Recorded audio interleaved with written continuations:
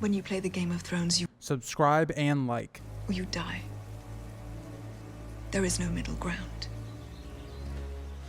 Welcome back to the Grease Goblins YouTube channel. Today's video, we're going to be talking about Summerhall, what actually happened.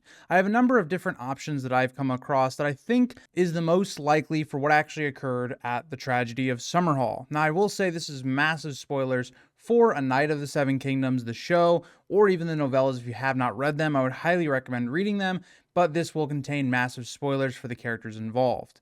So you've been warned. Let's get into the history of Summerhall. Just a quick little overview of what it actually is for people that do not know. So Summerhall is this palace that's built during Daeron II's reign. It's in the Stormlands. It's kind of like this getaway for the Targaryens, like this vacation like palace. It's not really like this castle or really big defensible position for the Targaryens. It's just somewhere that they can go to maybe leisure around. It's like you have all these Targaryens and some of them are going to end up living there. And so we know that Maekar and mainly his line live at Summerhall while it is still a palace. This is where characters like Aemon Targaryen or Egg, aka Aegon V, would have grown up. A lot of those different characters would have grown up here at Summerhall. Now, of course, they probably would have been also at King's Landing at times, but for the most part, Maekar's line is the only one that really uses Summerhall all that much. Now we see characters in the future, like after the tragedy, like Rhaegar liked Summerhall as well, but for the most part, Maekar and his line use it until the year 259 AC. So let's start off with what we're told happened at Summerhall. This is the common belief in Westeros as to what happened. We are told that Aegon V did this ritual trying to bring back the dragons, and it seemed to be this accident that went wrong. For the most part, it seems like not malice. Nobody thinks that it was somebody that was trying to kill the Targaryens or stop this process of the dragons coming back. So that is option one. That's the plain option. It just delves into the general idea and thought process behind most people within Westeros. But I want to go a bit further and examine the actual event. Why did Aegon V actually want to bring back the dragons? What made him desperate enough to actually go through with some sort of ritual? Because I want to look at this for a second. We don't have much to base off of how do dragons come back into the world outside of Daenerys' POV at the end of a Game of Thrones. Now, for Daenerys' case, it seemed to involve a lot of blood magic, things of that nature, to bring back the dragons. Also, Daenerys was having this connection with her dragon eggs, knowing that they were alive, that they were going to be able to be hatched. She was having dreams of them as well. So for Daenerys, she questions even herself. She feels like she's going mad. She's led to do what she does because of desperation. So let's then equate that over to Aegon himself. So Aegon V is a king that has a really tough time dealing with both the nobles and the actual common person. He was great for the common people, but the nobles, the richer upper class, hated Aegon. So he was having a tough job managing those type of people. Now, we also have the Blackfire Rebellions are still in full swing during Aegon V's reign. They wouldn't actually conclude until a little bit later with Meleys the Monstrous. So for right now, the Blackfire Rebellion is definitely still a massive threat. You then look at his children who were basically disobeying him, making it harder to make alliances and all of these different things. So Aegon was definitely in a very desperate position. He would have seen the dragons as being the real source of the Targaryen power, and if he could control the Westeros with dragons, it would be much easier. So that is kind of the motivation as to why Aegon might attempt something like bringing back the dragons. Now, let's talk about what possibly could have been being tried by Aegon himself. I definitely think that wildfire was probably used to an extent, maybe to heat the eggs or heat however the ritual they were doing that they were going to use. We know wildfire was definitely very prevalent with the Targaryens after the dragons. There's multiple different kings or even Targaryens themselves that have some sort of relation with wildfire, namely the ones that come to mind are like Aegon IV trying to invade Dorne, and he had things like wildfire being used. People like the Mad King used wildfire. Aerion Brightflame used wildfire. So there's a lot of different kings that used wildfire. I think it's very likely it could have been used just based upon the fact that this fire seems to get out of hand rather quickly, and so wildfire being used either as an accident or on purpose seems like it could be likely. I also think that this is probably involving a blood sacrifice. If you're going to go with the idea that the dragons actually did come back, or at least Aegon's egg hatched and that had a dragon in it, it seems like possibly there needed to be some sort of blood magic going on. Now, the real question is who would perform this blood magic? Now, we do know, and I made a video about the Ghost of Highheart recently, that the Ghost of Highheart was very much likely here. She very much references Summerhall and the tragedy that happened there.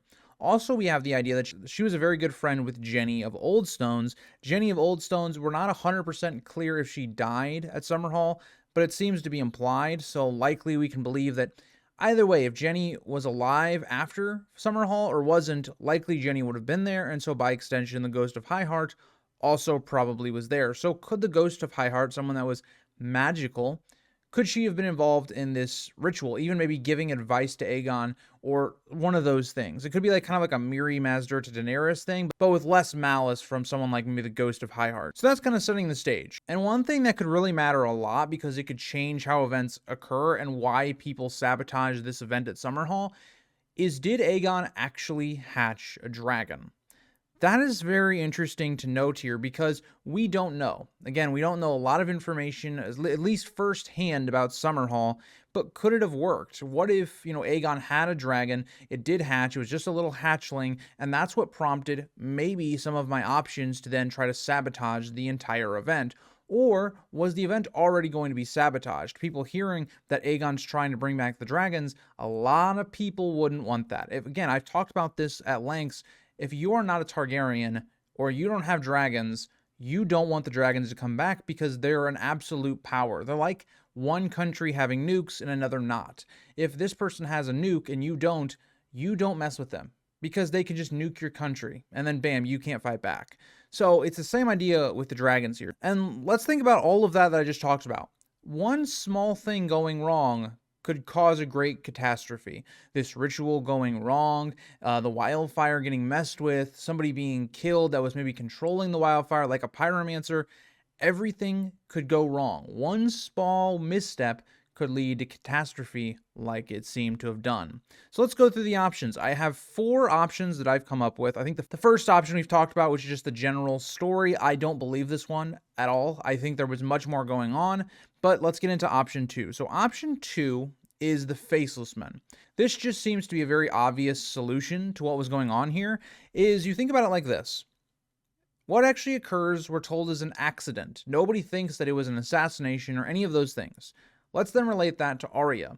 Arya has been taught by the Faceless Men to make their killings look like accidents, right? So it doesn't bring attention to them. People just think, oh, this person died of natural causes. We even see that with Arya in her first mission with killing this older man that is basically betting on these people that are sailing. We see Arya do that exact thing. The older man is believed to have just died of illness, more or less, or natural causes, right? So the first idea fits Summerhall. This was viewed as an accident. Now, the second part of this is something we have to look at with the Faceless Men and their origin. The Faceless Men go all the way back to Valyria, where they were basically founded more or less because of these slaves that Valyria and the old Valyrians had, and that very easily could have caused the downfall of Valyria. I am somebody that believes the Faceless Men took out a number of these kind of sorcerer characters, keeping Valyria from going into the doom of Valyria.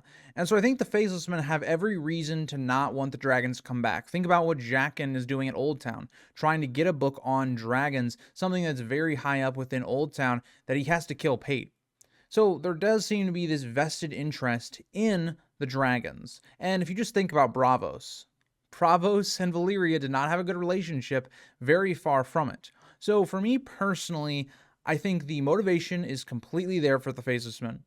I think that they had the means to do it, right? The Faceless Men could have very easily have killed maybe a pyromancer that was controlling the fire, very similar to Valyria. Maybe the Faceless Men are the ones that even started the fire. Maybe they caused some wildfire to go off, and given that the ritual was already using wildfire, or just fire in general, it got out of hand, and that's what caused this entire thing to happen. Because the Faceless Men have even made sure that people got trapped within, maybe blocking doors, making sure that Aegon and the royal family, for the most part, could not get out. Yes. Think about, what Daenerys does with the Dothraki, but just have it be rational, like something that's not just stupid, like how Daenerys does it in the show in season 6. Very easily could have happened here with the Faceless Men just causing the incident and also making sure people don't get out. And the real question, I think, with the Faceless Men is, did they do this just at the very beginning, right? As soon as they hear Aegon trying to bring back dragons, did they go into effect and try to stop it? Or did they see that a dragon was hatched and that's what prompted them to go into, like, we need to stop this mode? Because there's a lot of different Targaryens that try to bring the dragons back, but only Aegon's is the one that really goes truly wrong. And it's the only one that seems to be like this accident type thing that kills a lot of people. And so I think that is something that's very much we need to keep in the back of our minds. But let's move on then to option 3. So option 3 is something I've actually made a video on. I actually haven't really talked about Summerhall as an overall, like everything that was going on outside of from just like the Maester point of view. But number 3 is the Maesters. And you might be thinking, why the Maesters? Why would the Maesters do this? I will say it's going to be hard to explain to somebody that has never watched a Maester conspiracy or not watched my own series on it. A lot of this one comes from that. And so I could speak on an hour of all the things that led up to Summerhall that very easily could have meant that the Maesters were trying to get rid of the dragons or trying to make sure they did not come back. But here's the summed up version. We're told multiple times throughout the story from characters like Marwyn and Barbary Dustin, and even throughout Fire and Blood, to not exactly trust the Maesters. They have their own motivations, own things that are going on. Marwyn specifically says that they are involved in the dragons going extinct the first time. So when you think about Summerhall, and you put it into the context of the Maesters, they had close ties with someone like Aegon. They could have easily have made this whole thing go wrong. Again, wildfire is something that the Maesters also would have had a knowledge in. It isn't like the pyromancers keep it that much of a secret. They could have easily set this fire to be going. And also, if you think about it, the Maesters themselves, they don't want the dragons to come back because that is magical. So in the Maesters' eyes, they very easily could have played a part in this as well. Maybe they ensured that this whole ritual went wrong. Maybe once they saw a dragon come out, maybe they even attempted to poison it or kill it.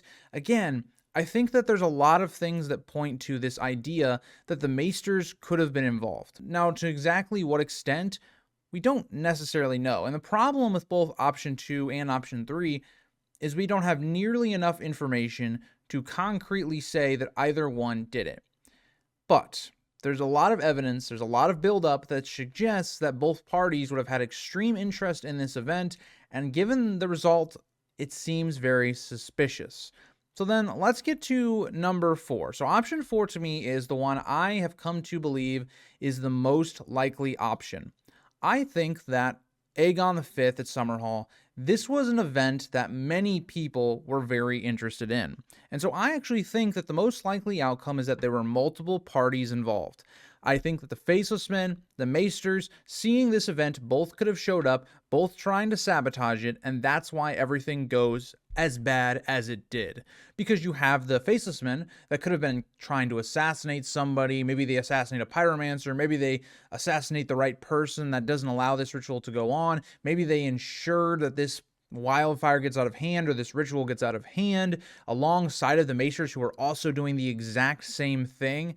You could see how all of this would lead to a catastrophe. Maybe the Faceless Men and the Maesters didn't even want it to be this bit big of a catastrophe. Maybe they were just trying to prevent the dragon from being reborn, or if it was born, killing it, and it got out of their own hands as multiple people in the royal family are killed. I could very easily see that being the case. Think about it like this. The Maesters or the Faceless Men might have thought everything was in control, but then you have this other party that comes in and also makes it even worse than it needed to be. And those two groups don't know that they're working kind of for the same interest, and they clash a little bit, and it leads to Summerhall becoming a ruin. Summerhall is not even really a palace anymore. It is worse than something like, say, Harrenhal. Rhaegar goes there, yes, but it isn't like this luxurious place anymore. It's like a second Harrenhal, more or less. So I look at this whole event of Summerhall, and I look at it and go, it's very suspicious. We don't have enough evidence to claim that concretely one party did it or this is how everything went down, but I'm very interested to see if we ever get these answers. And the only way we're ever going to get these answers is really, well, if we get more Dunk and Egg novellas, maybe if we get a little bit more in Fire and Blood. You know how George in Fire and Blood gives you multiple options to how suspicious things happened? Maybe he'll talk about some of this and we can get a little bit more from that. Maybe in Night of the Seven Kingdoms, we'll end up seeing Summerhall by the end of it, and George R. R. Martin maybe gives them what actually happened there so they can work with it. But I just find it so fascinating. I think this could be one of the coolest things George R. R. Martin could write if we ever got to see like a point of view of Summerhall from, say, Dunk's point of view, and you're seeing all this go down. Like you're seeing like a red wedding type thing where it's like something doesn't feel right. And you see like maybe a hooded figure is going around. He looks suspicious. Dunk doesn't know him. And the Maesters seem to be doing some suspicious activities. It'd feel very similar to, say, the third novella, where you kind of have the Blackfire Rebellion kind of going around, where Dunk is kind of stumbling into this plot and all this stuff. I think that would be really cool and interesting. But let me know what you think about Summerhall. Do you have something else you believe? Do you agree with one of my options that I presented? But I'll see you guys all in the next one. Bye, guys.